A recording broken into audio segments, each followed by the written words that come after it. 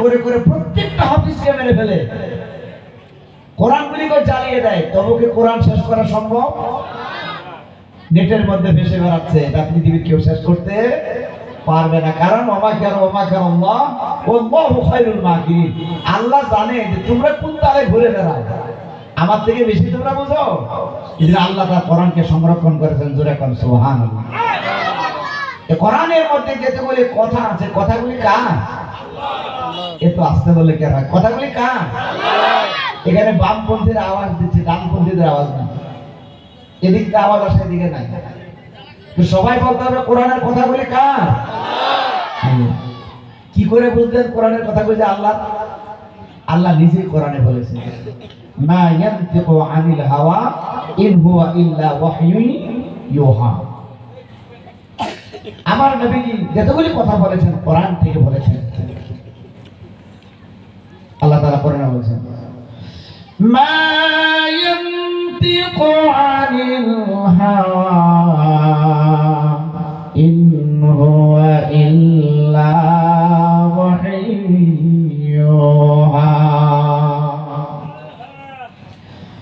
মোহাম্মদ হরগিজ না গুপ্তা তানা গুপ্তা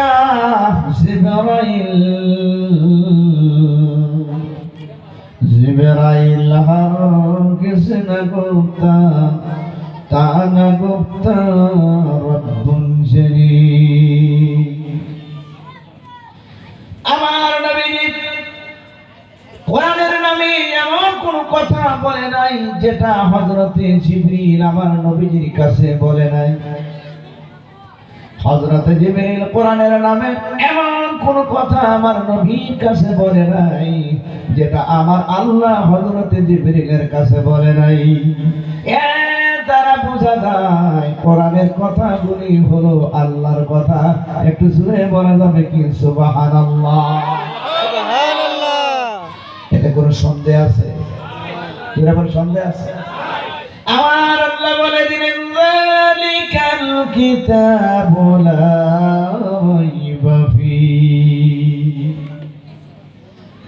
আল্লাহ তাআলা বোঝাচ্ছেন, হে পৃথিবীবাসী, তোমরা জেনে রাখো আমি যে কোরআন তোমাদের কাছে অবতীর্ণ করলাম, যে কোরআন আমি তোমাদের কাছে পাঠালাম, এই কোরআনের মধ্যে কোনো ভুল তো দূরের কথা, এই কোরআনে কোনো সন্দেহের অবকাশ নাই। একটু জোরে বলা যাবে কি সুবহানাল্লাহ? সন্দেহ আছে কোরআনে? এই কোরআন জীবন্ত কিতাব, এটা একটা জীবন্ত কিতাব। যত প্রশ্ন আপনার অন্তরে আছে, আপনি কোরআনের সামনে প্রশ্ন রাখেন, কোরআন আপনার প্রশ্নের জবাব দিবে। একটা জীবন্ত কিতাব। আর এই পৃথিবীর মধ্যে আল্লাহ রাব্বুল আলামিন কোরআন পাঠিয়েছেন। এই কোরআনের বাস্তব ব্যাখ্যা হচ্ছে নবী মুহাম্মদুর, বাস্তব ব্যাখ্যা হচ্ছে নবী মুহাম্মদুর। এটা জোরে বলেন, নবী মুহাম্মদুর রাসূলুল্লাহ সাল্লাল্লাহু আলাইহি ওয়াসাল্লাম। নবীর নাম শুনলে সাথে সাথে দরুদ পড়তে হবে, না হলে আপনি কৃপণ বলে, বখিল বলে আপনি আখ্যায়িত হবেন। আর আপনি একটা ওয়াজিব তরক করলেন। দরুদ, নবীর নাম শুনে দরুদ না পড়া মানে কি? ওয়াজিব তরক করা। ইমাম আবু হানিফার মতে কেউ সুন্নতে মুআক্কাদা বলেছেন, তো এই জন্য সবসময় দরুদ পড়তে হবে। তো বলছিলাম, এই কোরআনের সত্য ব্যাখ্যা হচ্ছে নবী মুহাম্মদ রাসূলুল্লাহ। বন্ধুগণ আমার, বলতেছিলাম আজকে গোটা পৃথিবীতে মুসলিম জাতি লাঞ্ছিত, বঞ্চিত, পদদলিত, অপমানিত। তার আসল কারণ হলো মুসলমান কোরআন থেকে দূরে সরে গিয়েছে। কথা ঠিক কিনা বলেন? কারণ সাহাবায়ে কেরাম তারা জমিনের মধ্যে বিরাট ইজ্জতি ছিল, সম্মানী ছিল। কারণ হলো তাদের হাতের মধ্যে ছিল তাদের কোরআন। তারা যখন জমিন দিয়া চলাফেরা করত, মনে হতো যেন জীবন্ত কোরআনটাই হেঁটে যাচ্ছে। আমরা যদি রাস্তা দিয়ে হেঁটে যাই, দূরের থেকে মনে হয় যে মিথ্যাবাদীরা যায়। রাস্তা দিয়ে যখন হেঁটে যায় মনে হয় যেন এই চুরটা যাচ্ছে, সীমাটেল নেওয়ালা যাচ্ছে, জিনাকারী যাচ্ছে, এটি তো মনে হয়। কিন্তু সাহাবায়ে কেরাম যখন রাস্তা দিয়ে চলাফেরা করত মনে হতো যেন কোরআনে কারীমটাই রাস্তা দিয়ে হেঁটে যাচ্ছে। কোরআন এমন একটা জিনিস। আল্লামা ইকবাল কত সুন্দর করে বলেছেন, ও জামানা মে মুআজ্জাবতে মুসলমান হো কম और आज तुम खार बने हो तारीके कुरआन होकर। সাহাবায়ে কেরাম এই জামানায় ইজ্জতি ছিল, সম্মানই ছিল, তার কারণ হলো তাদের হাতে ছিল কোরআন, তারা ছিল জমিনের জীবন্ত কোরআন। আর আজকে আমরা লাঞ্ছিত, বঞ্চিত, পদদলিত, অপমানিত, তার কারণ হলো আমরা কোরআন ছেড়ে দিয়েছি। কোরআন ছেড়ে দিয়েছি। কোরআনের কোন হুকুম আমাদের কাছে নাই, কোরআনের আহকাম বলে আমাদের কাছে নাই। কোরআন আসছিল আমাদেরকে পরিবর্তন করতে, আমরা এখন কোরআন পরিবর্তন করে ফেলতেছি। মানে আমাদের কাজে তারা বুঝাইয়া দেয় যে কোরআন ঠিক না, আমরাই ঠিক। মুখ দিয়া বলি কোরআন ঠিক, কিন্তু কাজ দিয়া দেখাই দিয়া কোরআন ঠিক না, ঠিক আমরা। এমনটা হচ্ছে কিনা বলি।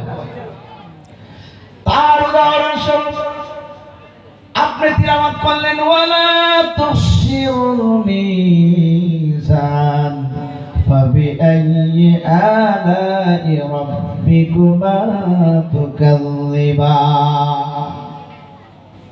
আমার আল্লাহ বলে দিলেন, তোমরা ওজনে কোনোদিন কম দিও না, মাপের মধ্যে তোমরা কোনোদিন কম করবে না।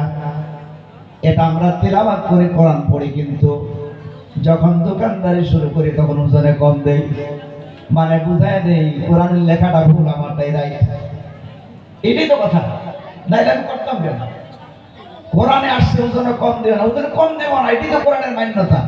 এখন কোরআনে আসছে ওজনে কম দেওয়া যাবে না, আর আমি যখন ওজনে কম দিই মানে বুঝাই দিই যে কোরআনের লেখাটা ঠিক না, আমারটা ঠিক।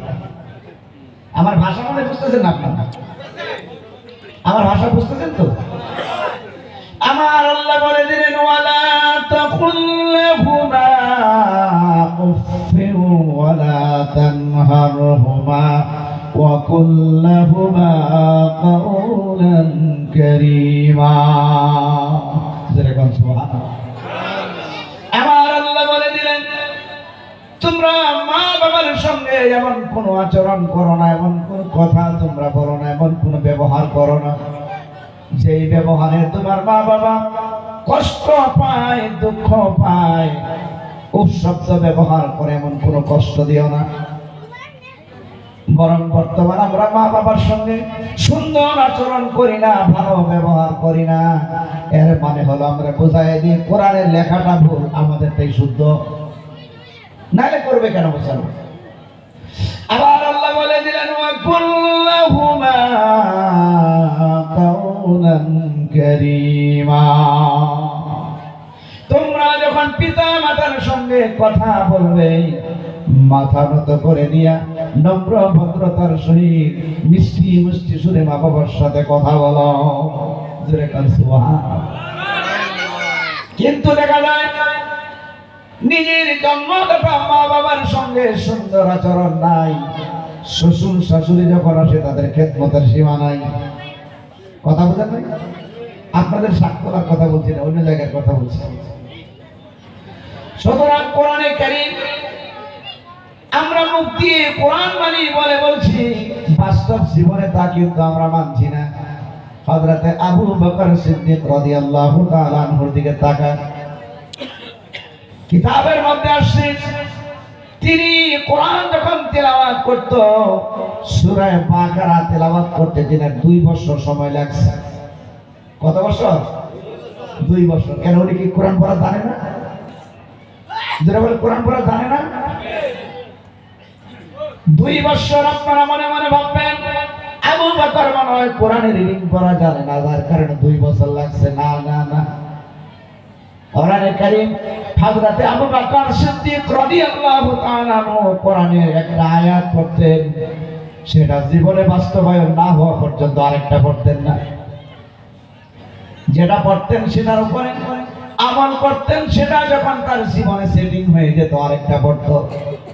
যেমন আমার আল্লাহ কোরআনের মধ্যে যত কথা বলে দিয়েছেন, সমস্ত কথাগুলি আপনার জীবনে যদি বাস্তবায়ন হয়, এই জমিনের মধ্যে আপনার ইসলাম বেড়ে যাবে।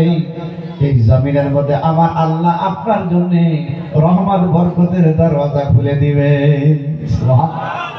কোরআনের তেলাওয়াত প্রকৃতপক্ষে নাই। আপনাদেরকে কোরআন যখন আগের দিনের মানুষেরা তেলাওয়াত করতো, চোখের মধ্যে পানি থাকতো, তারা কোরআনের তেলাওয়াত করতো। আর এখন আমরা তেলাওয়াত করি, সঙ্গে তিরঙ্গা গুটকাও খাই। আপনাদের দিকে নাই আর কি, শিখর আর একটা নাম দিতে মোস্তফা আছে কি দিকে, সিগনেচার, এগুলো নাই মনে হয় দিকে একটা ভাই যে ইয়ার সিগনেচারের মধ্যে বেরিয়েছে, উপরে নাম লেখা মোস্তফা। আমি তার বিরুদ্ধে মামলা করার জন্য সবকিছু এভিডেন্স ঠিক করলাম যে মামলা করবে কোম্পানির উপরে। পরে আমার এক বন্ধু বলে, হুজুর মামলা করার আগে কি লেখা ভালো করে দেখে নেন। তারপর আমি দেখি লেখা আছে মাজতাবা। তো চিন্তা করলাম, মাজতাবাদে আমি কেস কিন্ন করতে যাব, আমার নবীর নাম তো দেয়নি। নবীর নামে কোনো নিশা বিক্রি হবে, এটা মুসলমান সহ্য করতে পারে না। পরে দেখি নাম হলো মাজতাবা, কিন্তু এই মুসলমান এমন বোকামার্কা মুসলমান মাজতাবাটাকে তার মুখে মোস্তফা বলে চালিয়ে দিচ্ছে। এও দোকানে গিয়ে বলতেছে মোস্তফা আছে, এটাও তো খুশ নাই। যেরকম ঈদ, ঈদ মানে কি খুশি, ঈদটাকে বর্তমানে রিদ বানিয়ে ফেলছে। আপনাদের দিকে বলে কিনা জানি না।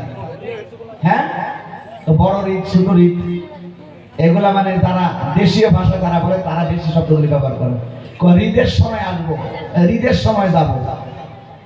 ঈদ মানে হলো খুশি, আর ঈদ মানে হলো মুরগির পাতলা পায়খানা। এই মুসলমান এমন মডার্ন হয়েছে, হুশ নাই, বুদ্ধদের হুশ নাই। তার মুখ থেকে সুন্দর শব্দ খারাপ শব্দ ঢুকাই দিল, ওটাকে স্ট্যান্ডার্ড মনে করে। কথা বলতেন ভাই, হাই স্ট্যান্ডার্ড খুশি বাদে যে মুরগির পায়খানা দৌড়াচ্ছে, আর হুশ নাই। বন্ধুগণ আমার, কোরআন কারীমের তেলাওয়াত করুন। আমার বন্ধুগণ, এই সত্যের পর্দা আড়ালের মা বোনেরা, আপনাদের কাছে আমার বিনম্র অনুরোধ, বেশি বেশি করে কোরআনের তেলাওয়াত করবেন। এর বিনিময়ে আল্লাহ তাআলা আমাদের সকলের চেহারার মধ্যে নূর প্রদান করবে। সুবহানাল্লাহ। কালকে বলেন, হ্যাঁ কালকে বলা যাবে না চা হোটেলে বসে বসে, এখন বললে যদি পাপ হয়। ভাই রেডি হন ইনশাআল্লাহ, যদি আলোচনা করি। সুবহানাল্লাহ।